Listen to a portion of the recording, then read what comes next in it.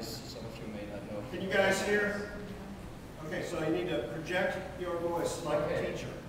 Can you hear me now? It says 20 minutes, but I might talk for 2 hours, so I don't have to go back to school. As you can see, it's a bit about our geography and history, politics, and it basically just covers what Denmark is and how society is built. The first thing is, where is Denmark? It's in Europe. It's right next to Sweden, Norway. It's on top of Germany. It's a very small country compared to many of the other countries in Europe. The population is not the biggest, but it's a well-known country. We have some historical figures, and we've done some, I don't know, you've probably heard about the Vikings through the history that's in Denmark, and yeah, we've done some things that we're known for, even though we're a small country. This is how Denmark looks. We're divided into 3 parts. We have Jutland right here, we have Fyn, and we have Sjælland.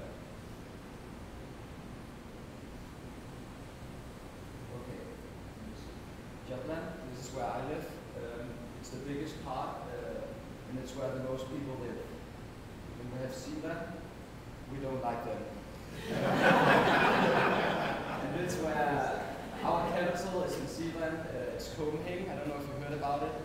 It's the largest city. And then we have Fyn. We don't talk much about them. Go back here. It's not very big. The area is 60,368 square miles, so I would guess it's not much bigger than Illinois is. Got more than 400 islands, 7,300 kilometer coastline. It's a very flat landscape. If you came to Denmark at one time, you would probably find it very much like Illinois. We have a lot of fields and no mountains at all, some hills. It's just general a flat country. Our capital is Copenhagen. And then if you heard about Greenland, yeah, it's under the Danish kingdom. Right. Here we have the 4 largest cities in Denmark. We have Copenhagen, capital, then we have Aarhus, we will have Aalborg, which is my town, Ireland, and then we have Odense. And the total population is 5.4 million people, so it's not a big country. The official language is Danish, and most of the Danes understand Norwegian and Swedish, and many of the Danes, as me, can speak Norwegian and Swedish. And English is quite understood, and every Dane, I think, speak English from 5th grade. You can speak English with anybody in Denmark. German too is getting very popular to speak. Here we have another. Faroe Island is like Greenland, it's under the Danish kingdom. There live some people in the Faroe Island, and they want to break free from Denmark right now. They don't have the economy for it, so they like our money, but they don't like being a part of our culture. But that's okay. We have Greenland, close to the US. Right now they need our money, or else they couldn't exist as a society. But right now there's a lot of big Chinese companies coming in and trying to get all their oil. So in the next few years they will receive around $2 billion for oil. So maybe they will break free from Denmark soon because they get some more financial power. It's a very large country, but that's very low populated. And then a bit about the history. As I said before, it was a Viking country in the early thousands. We conquered England. England was a part of Denmark. A big part of Sweden belonged to Denmark. We basically was one of the most feared countries in the whole Europe, and everybody knew us. And you know, if they saw some of our ships, they should watch out and take care of them. Then in the Middle Ages, the 1300, Denmark decided with Norway and Sweden that we should be one country instead of 3. Then we would be much stronger. And we had a Danish leader. It was the first queen in Denmark, Queen Margaret I. who ruled the Europe, or the Scandinavian Agreement, we called it that time. And then in 1600 we lost Sweden. Denmark was getting smaller. We had a very large amount of fleet. The navy was very big. We had lots of ships. But in the country, our military was very small, and we didn't have much power, and we didn't have much advanced weapons. So we lost very big parts of Denmark. We also lost Norway, so it was going downhill. And we lost a big part of Germany too. And as you can see, under the Second World War, 1940, Germany announced that they had made Denmark a part of Germany. Actually, first Hitler came to the Danish king and asked, very polite, if we would like to be one country instead of two, we'd be much stronger together. And the Danish king replied that he was too old to rule both over Germany and Denmark at the same time. So the next day Hitler came in with planes announcing and bombed Denmark, and announced now Denmark is under German occupation. And when the war ended, we were one of the first countries to join the Union and NATO. And yeah, NATO was the European Union. As you can see here, Denmark, how big it was. England was on our part, Iceland, and then Denmark right there. So that was our kingdom back then. And that was how it looked in the 1300s, and the 1300s, 1600s, getting smaller. Now it's stronger as this. And then we didn't own anything at all. The war. In Denmark, we're proud to say that we got the world's oldest monarchy. We have always had a king and a queen. We had the first king in 940, and it was just going on and on. This is our parliament. Right in the top left corner, that's our queen. Down under her is the Danish prince. Right next to her is her husband. We make a lot of fun of that guy, he's from France. Then we have the prince's wife and the prince's brother and his son. Our government is a constitutional monarchy. It started from the 1849. We call it the Folketing. And every 4 years, approximately, we vote for a new minister, and she is in control of the country. Our queen does only sign the different bills and laws that the Folketing create, and if she refuses to sign them, she will get thrown off the throne. So yeah, she has nothing to say at all.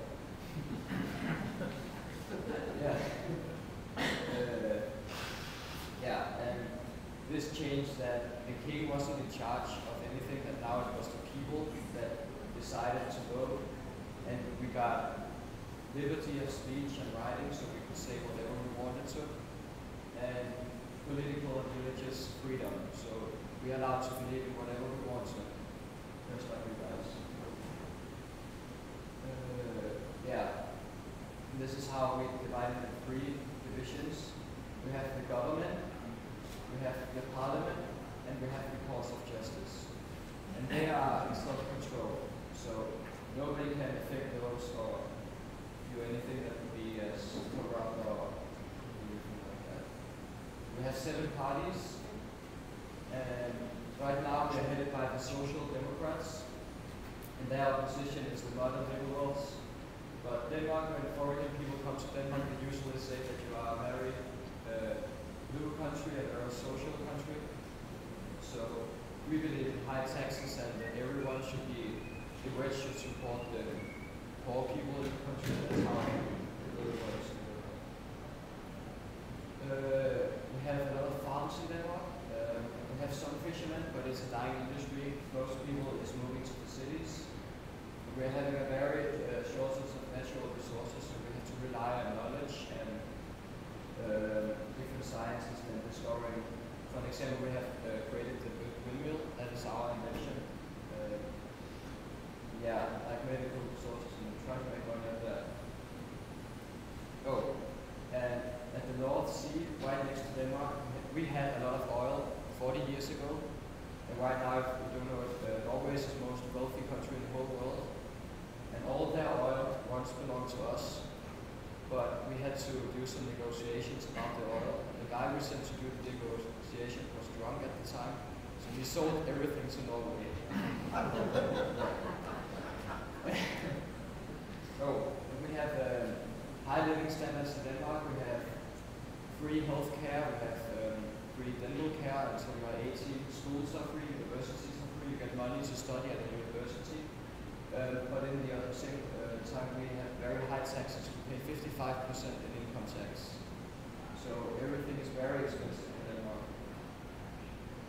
In our forces, we have the Royal Danish Army, the Danish Air Force, and the Danish Navy.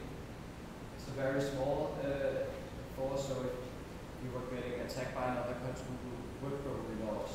So we would rely on America and bigger countries to come help us. Our religion is based on the Lutheran Church, and it's been there for a very long time.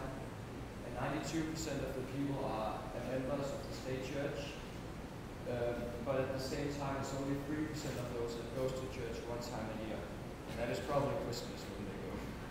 So we are not a very religious country. Yeah, less than 5%. And we have great tolerance against other religious groups. But right now we're experiencing that we take a lot of foreign people from other countries that need help and a place to stay.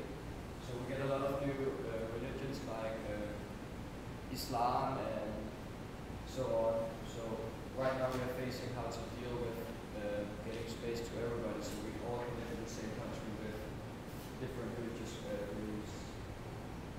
And our education is, we start in school when we are 6 and 7 years old. We go in the same school for 10 years.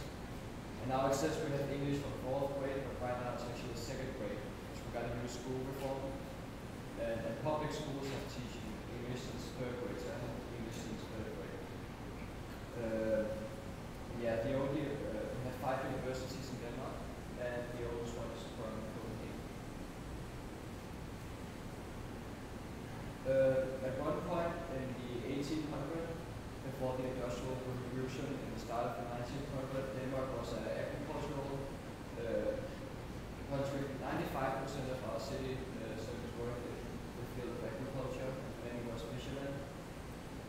But that has changed very much now, so now most people live in the cities or work for a big company. And as you can see here, we have public health care free of charge, and we have pension for over 67 years old, and insurance for a lot of things.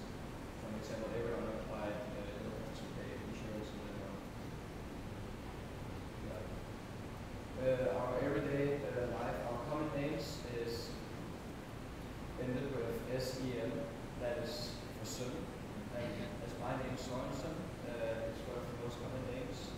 The female tends to get a bit older than the guys. I don't know if it's the same with marriages, but almost every marriage ends up in a divorce in Denmark right now. So it's not very traditional as it once was. Our main sports is soccer and handball. And it's actually not main sports, it's the only sports. And we make a lot of jokes in Denmark about the parliament and our high taxes. A lot of jokes about the French and the Swedish and Norwegian. And we spend a lot of time together with our family eating cake, and that is a word Danish hygge. It can't be translated, but it's when you are having a nice time with your family, watching TV, or just spend time together with someone you really like and having a good time. And then if I'm to tell a bit about myself, this is my family right here. We're not a very large family, but we often gather together and holding different meals together and having a nice time. I have one brother and one sister, and then my mom and dad, which I miss very much right now because they keep texting me all the time. They are very nice. I play in my spare time, I play a lot of soccer, I play an instrument, the trumpet, also play this in the US. And just like most American youth, I like reading and spending time with my friends and listening to music. And I live in Jutland, the biggest part of Denmark, and in the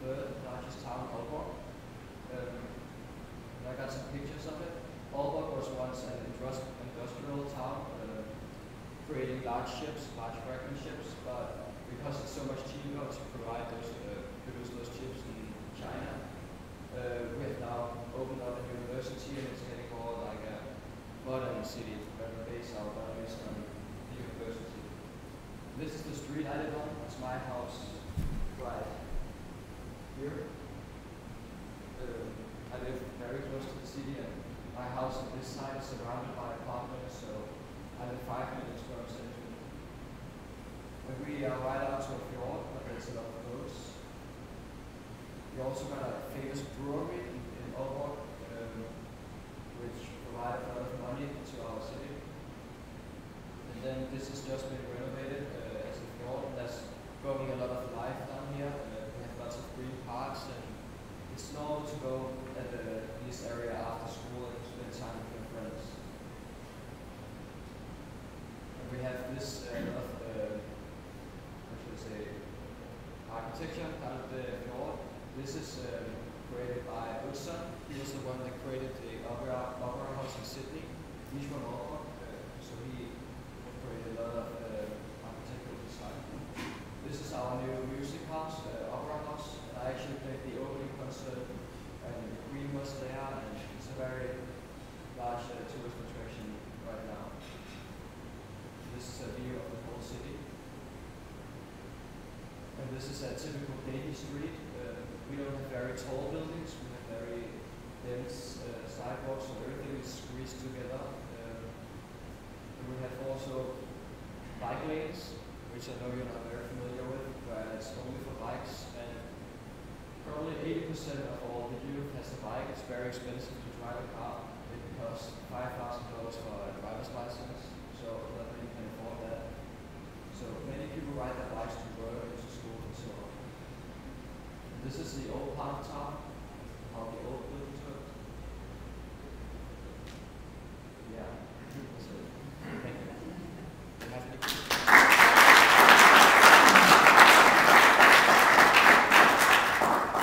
Yeah. You want to translate that last slide? Oh. Just kidding. I could do it. It's basically because I wrote a note to myself and forgot to delete it. Yeah. Do you have any questions about the slideshow? Questions? Can you own an island with all those islands? Is there somebody that has their own? There are some islands you can own, but many of them is owned by the state. I know a guy that lives on an island, and he says he owns it, but he doesn't own it. But there are some small islands you could buy, but they are very, very expensive. So. He's been trying to teach me Danish. Doesn't work.